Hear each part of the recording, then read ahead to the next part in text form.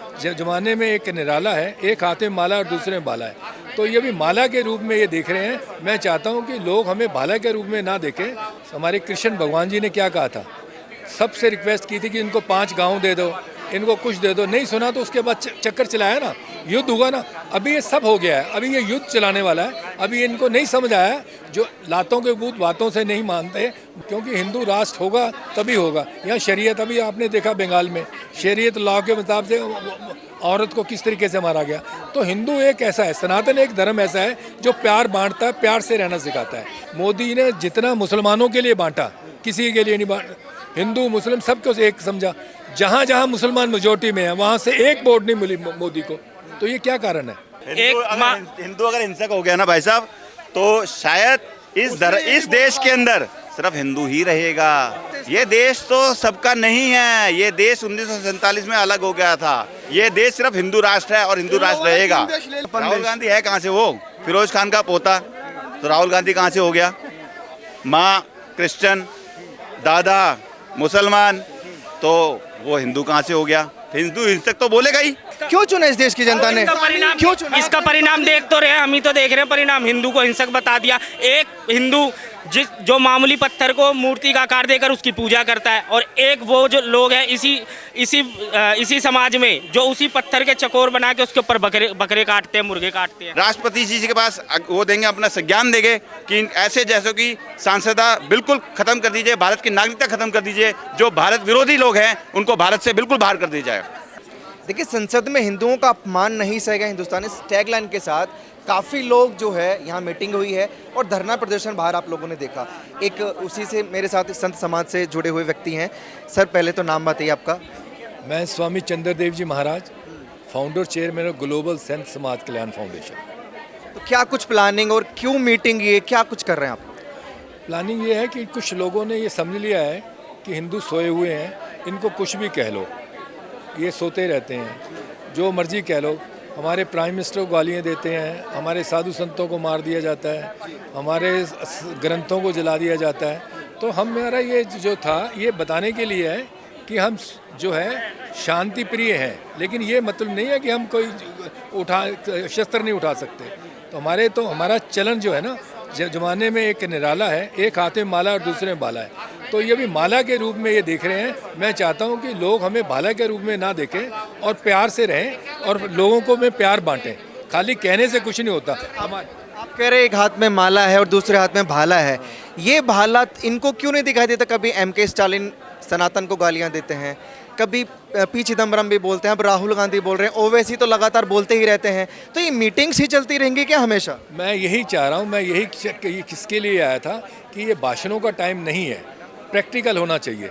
समझे ना? जब भी आपने हमारे गीता में हमारे कृष्ण भगवान जी ने क्या कहा था, सबसे रिक्वेस्ट की थी कि इनको 5 गाँव दे दो, इनको कुछ दे दो, नहीं सुना तो उसके बाद चक्कर चलाया ना, युद्ध हुआ ना। अभी ये सब हो गया है, अभी ये युद्ध चलाने वाला है। अभी इनको नहीं समझ आया, जो लातों के भूत बातों से नहीं मानते, बातों से मानते हो, तो अभी ये हो गया है, अभी ऐसा ही चालू होगा। लेकिन सर, युद्ध के जैसे आप बात कर रहे हैं, महाभारत का जिक्र आप कर रहे हैं, उसमें तो महाविनाश तक हुआ था, तो इसमें तो महाविनाश होगा ना? नहीं, देखो, महाविनाश की बात है, जब धर्मी लोग, देशद्रोही लोग इस तरह पनप जाएंगे तो उनका तो कल्याण सत्यानाश ही होगा ना। आप देखिए, केजरीवाल बंद हुआ, हिंदुस्तान का जो 3 उसकी MP होंगे मेरा ख्याल, 1-2, और पूरे हिंदुस्तान में, वर्ल्ड में उनके लिए बोल रहे हैं। किस लिए बोल रहे हैं, क्यों बोल रहे हैं? आज हिंदुस्तान नंबर 1 पे है, हिंदुस्तान विश्व गुरु बनने जा रहा है। इसके चक्कर में हिंदू नहीं, हिंदुस्तान में ही नहीं, लोग पूरा विश्व उससे दुखी है, वो परेशान है कि ये कैसे हो गया। इसके लिए सब हो रहा है। अच्छा, जैसे हिंदू राष्ट्र की मांग होती है, आप चाहते हैं भारत जो है हिंदू राष्ट्र घोषित होना चाहिए? नहीं, हिंदू राष्ट्र तो होना ही चाहिए, क्योंकि हिंदू राष्ट्र होगा तभी होगा। यहाँ शरीयत, अभी आपने देखा बंगाल में शरीयत लॉ के मुताबिक से औरत को किस तरीके से मारा गया। तो हिंदू एक ऐसा है, सनातन एक धर्म ऐसा है जो प्यार बांटता है, प्यार से रहना सिखाता है। लेकिन उसमें देखो, उनकी देवियों के पास भी शस्त्र रहे हैं, उनके देवताओं के पास भी शस्त्र रहे हैं। तो जब ये चीज़ें एक चीज़ से ऊपर हो जाती हैं, जब, तो उसके लिए फिर शस्त्र उठाना पड़ता है। मैं नहीं चाहता कि एक ऐसा हो, लेकिन लोगों को सद्बुद्धि दे। तो वो चीज़ जो आप हिंदू राष्ट्र में बता रहे हैं, वो सेक्युलर कंट्री में नहीं है अभी कि सरिया लो तो नहीं चलता ना, जैसे आपने सरिया लो का जिक्र किया। सेक्युलरिज्म में तो कानून के तहत सज़ा होती है। मैं ये बताइए ना, आपने जहाँ जहाँ मुसलमान मेजोरिटी में है, वहाँ शरीयत ला चलता है, वहाँ उनकी चलती है।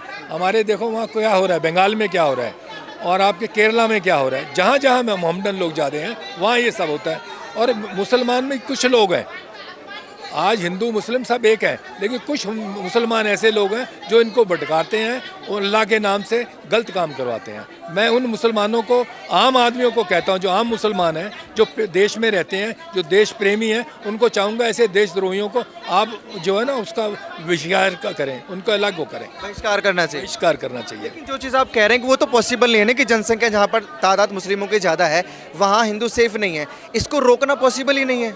क्यों नहीं पॉसिबल है? क्योंकि हिंदू जो है कुछ करता ही नहीं है। हिंदू जो अभी देखिए इलेक्शन के में क्या हुआ, मोदी ने जितना मुसलमानों के लिए बांटा किसी के लिए नहीं बांटा, हिंदू मुस्लिम सबको एक समझा। जहाँ जहाँ मुसलमान मेजोरिटी में है वहाँ से एक वोट नहीं मिली मोदी को, तो ये क्या कारण है? इसी वजह से उनका तो डिसाइडेड है कि मोदी को वोट नहीं देना है। और हिंदुओं को बटे हुए हैं, ये हिंदू है, ये पंजाबी है, ये सिख है, ये ईसाई है, ये सब बटे हुए हैं। कोई कहता मैं दलित हूँ, कोई कहता ब्राह्मण हूँ, ये बटे हुए हैं। हिंदुओं को एक होना चाहिए।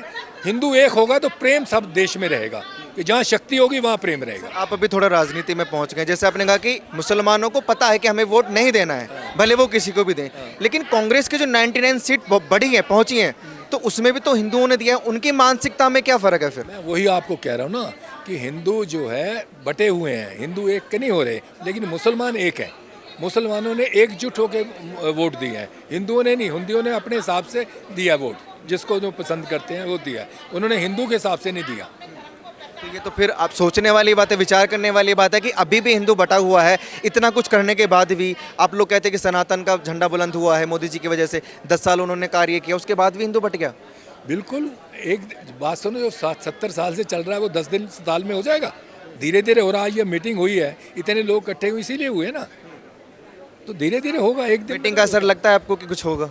देखो, होना चाहिए, मीटिंग तो इसीलिए की है, होना चाहिए, लेकिन देखिए आगे क्या होता है।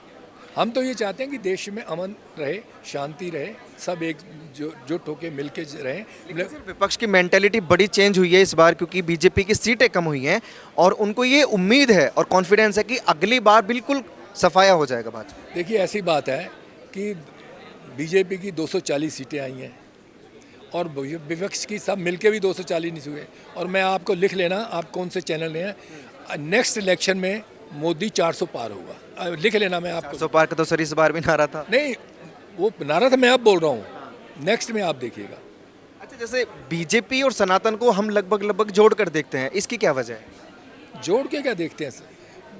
सनातन अलग है, सनातन तो सभी का रक्षा करता है, सभी के बारे में बात करता है, विश्व के बाद हमारा ही तो नारा है सनातन का।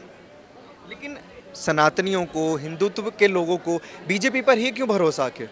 क्योंकि वो हिंदू की बात करते हैं, हिंदू राष्ट्र की बात करते हैं, प्यार की बात करते हैं, वो अलग बात नहीं करते। वहाँ जहाँ भी हिंदू होते हैं वहाँ कभी आपने झगड़ा नहीं देखा होगा, वहाँ सर से सिर कलम से करने की बात नहीं होती, टुकड़े टुकड़े नहीं होता। तो ये हिंदुओं का तो यही सिस्टम। राहुल गांधी गद्दार कैसे हो गए? एक नारे, एक बयान से जब अपने आपको हिंदू मानता है कि भाई मैं हिंदू, तो हिंदू का अगर वो विरोध करेगा तो हम क्या करेंगे? हिंदू कहाँ से आ गया वो? सिर्फ इतना ही तो बोला कि जो हिंसा करता है वो हिंदू नहीं है। क्या गद्दार हो गए? उसने सभी हिंदुओं को बोला है वो हिंसक है। हिंदू क्या हिंसक है? गाय की हिंदू पूजा हिंसक करने नहीं वाला है। हिंसक है, नंदी को पूजा क्या करने जो वाला बंदा- हिंसक है, गाय की पूजा करने वाला हिंसक है। हिंदू अगर हिंसक हो गया ना भाई साहब, तो शायद इस देश के अंदर सिर्फ हिंदू ही रहेगा, बाकी सब साफ हो जाएंगे। और कहाँ जाएंगे? हैं?